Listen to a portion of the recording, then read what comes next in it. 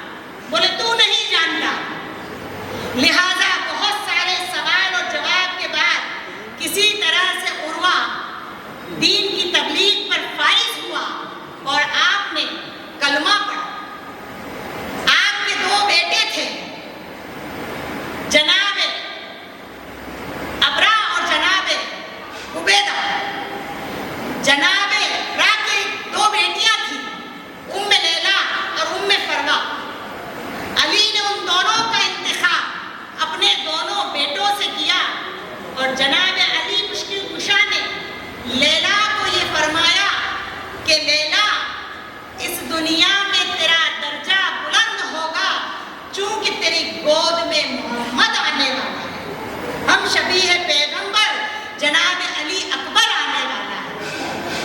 عزاداران علی اکبر مجالسوں میں علی اکبر کے مسائل تو ہمیشہ پڑھے جاتے ہیں پر ان کے فضائل بہت کم بیان کیے جاتے ہیں۔ علی اکبر جب لیلا کی گود میں آئے، ہم شبیہ پیغمبر تھے، اللہ نے آپ کو خلق فرمایا تھا۔ خلق اور خلقت میں بہت فرق ہوتا ہے۔ انسان کو پیدا تو کر دیتا ہے، شکل آسانی سے پہچانی جاتی ہے، مگر اس کی سیرت و صورت، جس کو کہوں کہ کیریکٹر، وہ ضروری نہیں کہ کسی سے مشابہ ہو اور ایک دوسرے سے مل ہی جائے۔ بہت ہی مشکل ہے کہ اس کی صورت سیرت سے ملتی ہوئی چلے۔ لہذا علی اکبر جب ماں کی گود میں تشریف لائے، امام حسین نے بیٹے کو گود میں لیا، پیشانی چومی، بہن زینب بھی تشریف لائی۔ بھائی مبارک ہو، گھر میں محمد آئے ہیں۔ عرض کیا بہن تمہیں بھی مبارک ہو۔ کہا کہ بھائی معلوم ہو کہ جب گھر میں اولاد آتی ہے تو بہنیں اور بیٹیاں کچھ نیک مانگتی ہیں۔ تو عرض کیا کہ زینب جو مانگنا ہے مانگو، آج حسین دینے کے لیے تیار ہے۔ اتنا کہنا تھا کہ جناب زینب نے کہا کہ بھائی یہ علی اکبر مجھے دو گے۔ بلا تشریح سوچے سمجھے امام حسین نے اکبر کو زینب کی گود میں دے دیا۔ زینب نے جب بچے کو گود میں لیا تو پھولی نے سمائی، لیکن میرے مولا سکتے میں آ گئے اور عرض کیا کہ زینب آج میں تمہیں ایک چیز دے تو رہا ہوں مگر کچھ وقت کے لیے پھر سے مانگوں گا۔ جناب زینب نے وعدہ کیا کہ بھائی ضرور دوں۔ یہ کہا اور اپنے گھر لے گئے۔ جناب علی اکبر زینب کے گھر میں پلنے بڑھنے لگے۔ جب بھی مسجد سے میرے امام تشریف لاتے، ہمیشہ جھولے کے نزدیک آتے، علی اکبر کا ماتھا چومتے، چھاتی کا بوسہ دیتے اور چلے جاتے تھے۔ جناب زینب فکر مند رہتی کہ بھیا نے کہا تھا کہ تم سے کوئی چیز مانگوں گی، آج تک بھیا کبھی کوئی چیز نہیں مانگتے۔ ایسے کرتے کرتے عرصہ گزرتا گیا۔ عرب کے پورے خاندان میں واحد علی اکبر ایک ایسا شخص تھا، ایک ایسا نوجوان تھا جو صرف نقاب نہیں پورے برقعے میں رکھا جاتا تھا، کیونکہ آپ کا حسن و جمال ثانی یوسف تھا۔ یاد رکھیے گا کون تھا؟ ثانی یوسف تھا۔ یوسف کا بالکل ملتا جلتا روپ اور رنگ تھا، مگر خلق کے اللہ نے کیا خلقت بھی اس میں شبیہ ہے محمد کہنے کے لیے محمد کے اخلاق دے دیے گئے تھے۔ اسی لیے کہا گیا ہے خلقن و خلقن نطقن، خلق میں، خلق میں، نطق میں، سب میں آپ محمد کے مشابہ تھے۔ وقت گزرتا گیا اور جب کربلا کے میدان میں قافلہ امام حسین پہنچا ہے، شب عاشور ہو چکی ہے۔ شب عاشور چاروں طرف سے خیموں میں سب بیویاں اپنے اپنے شہزادوں کو لیے بیٹھی ہیں، اپنے اپنے چراغ جلائے ہوئے بیٹھی ہے۔ کوئی چاند سی پیشانی چوم رہی ہے، کوئی نورانی چھاتی کا بوسہ لے رہی ہے، کوئی راز و نیاز کی باتیں کر رہی ہے کہ خیمے میں لیلا اپنے 18 سال کے جوان بیٹے کی زیارت کر رہی ہے کہ علی اکبر کیا یہ چاند کل مٹی میں مل جائے گا؟ علی اکبر ماں کے خیمے سے نکلے ہیں، اب بابا کی خدمت میں حاضر کہ بابا رفوقان رفیقوں نے حق ولایت ادا کیا، اب علی اکبر کو جنگ کی اجازت عطا ہو۔ ایک حسرت بھری نظر 18 برس کے جوان پہ ڈالی کہ بیٹا کیا سوال کرتے ہو؟ کیا تمہیں اس دن کے لیے پالا تھا کہ میں رسول کی تصویر کو مرنے کے لیے بھیج دوں؟ ہاں میرے بابا، اگرچہ کل ماں فاطمہ نے آپ سے سوال کیا، مجھ سے یہ پوچھا کہ علی اکبر تم زندہ رہے اور میرا لال شہید ہو گیا تو دادی کے سرخرو کیسے ہوگا؟ لہذا علی اکبر ماں کے گلے، بابا کے گلے لگے۔ علی اکبر نے عرض کیا کہ بابا جان، کل رات سے مجھے ایک بات پریشان کیے جا رہی ہے، بہن سغرا کی یاد مجھے ہلا دیے گئی۔ جب مدینے سے چلا تھا تو بہن سے کہا تھا کہ بہن منزل پر پہنچ کر ضرور تجھے خط لکھوں گا۔ میری بیمار بہن خط کی منتظر ہوگی، کہتی ہوگی بھیا بھی بڑے بے مروت نکلے، اس نے بھی آنکھیں پھیر لی، اس لیے بابا جب مدینہ پہنچو تو میری طرف سے سغرا سے معذرت مانگ لینا اور کہنا کہ اے سغرا، اکبر جاتے ہوئے آخری وقت تک تمہیں یاد کرتے ہوئے گیا ہے۔ جب مدینے کا نام سنا تو امام کی آنکھوں میں آنسو بھرا ہے۔ کہا کہ بیٹا علی اکبر، اب صبح ہو چکی ہے، چاہتا ہوں کہ آج کی آخری صبح کی اذان تم سے سنوں، لہذا بیٹا گلدستہ اذان پر آیا۔ علی اکبر نے اذان دی، حسین کے بوڑھے صحابیوں نے صفے آراستہ کی، کربلا کی زمین پر ریت کے بدلے تیمم کیا۔ آپ نے اللہ اکبر کے ساتھ اشہد ان لا الہ الا اللہ، اشہد ان محمد رسول اللہ کی بھی گواہی دی۔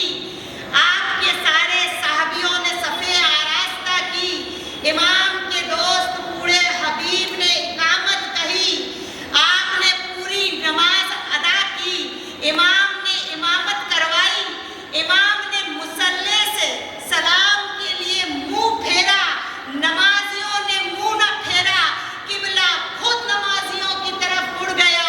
حسین نے کہا کہ اے میرے نمازیوں، مجھے تم پر ناز ہے، میری نماز تمہارے لیے جنت کا دروازہ باز ہے، دو دو انگلیاں اٹھاؤ، دیکھو ان دونوں انگلیوں کے درمیان کیا راز ہے۔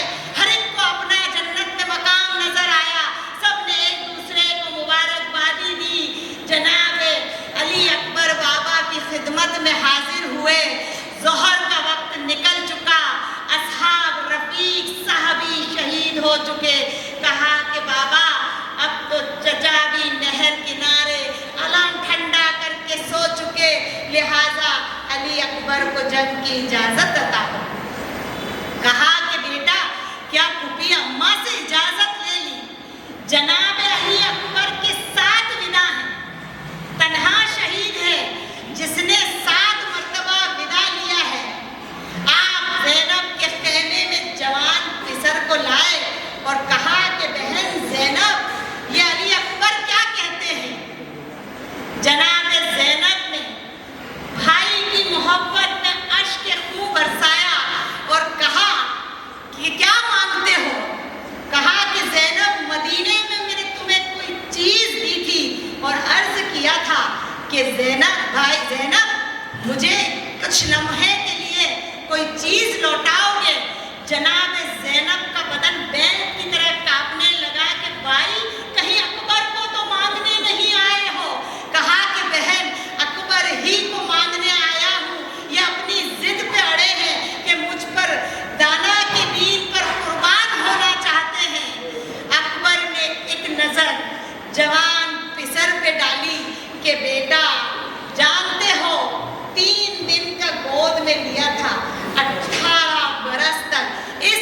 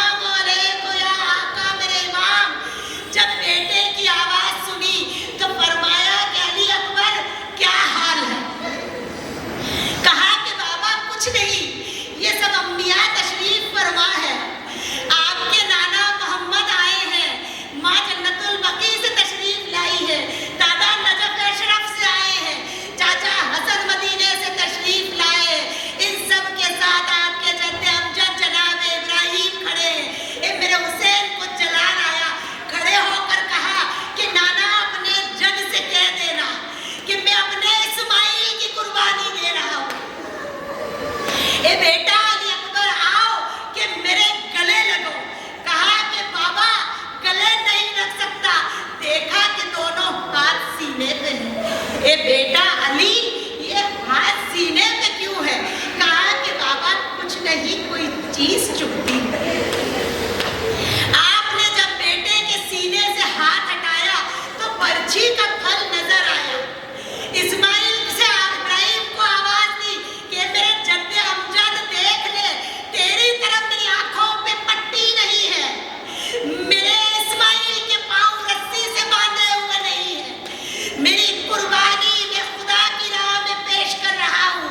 आपने दोनों घुटने जमीन पे टेके, एक हाथ सीने पे रखा, दूसरे हाथ से या अली कहकर नेजा खींचा तो बर्छी के साथ कलेजा अली अकबर निकल आया। आपने बेटे को सीने से लगाया, आसमान से सब्र इब्राहिम ही बोला कि अल्लाह के हुसैन कार कर दी, तूने बहुत बड़ा काम अंजाम दिया। आपने कहा कि ए बेटा अली अकबर, चलो तुम्हें खैमे में ले जाओ। ये उठाना चाहा, कई बार उठाया, कई बार गिर गए, बार बार उठे, बार बार गिर गए। सानिया ज़हरा ने खैमे से आवाज दी कि भैया पीली है जवान लाल का लाशा ना उठेगा, जख्मी है बहुत गेसुओं वाला ना उठेगा, मुमकिन हो तो मकतल से बुला लीजिए आका, पीली है जवान लाल का लाशा ना उठेगा।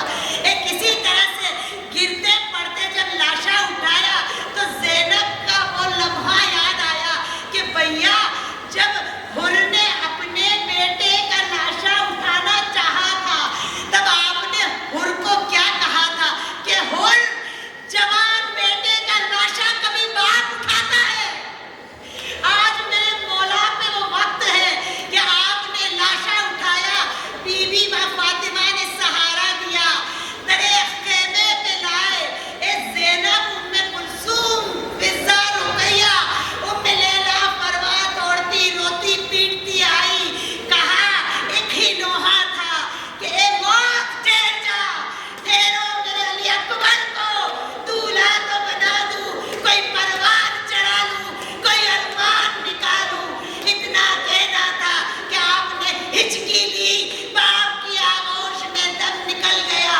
जब 11 मुहर्रम को सब नेज़ों पे सरे अक़दस को बुलंद किया गया, जहाँ जहाँ अली अकबर का चेहरा जाता था, सूरजमुखी की तरह मेरा इमाम का चेहरा वहाँ फिर जाता था।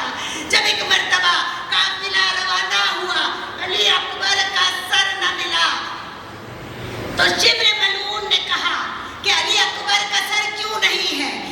इमार अली ज़ैनुल आबिदीन से पूछा गया और कोड़े मार के कहा गया कि बता अली अकबर का सर कहाँ है?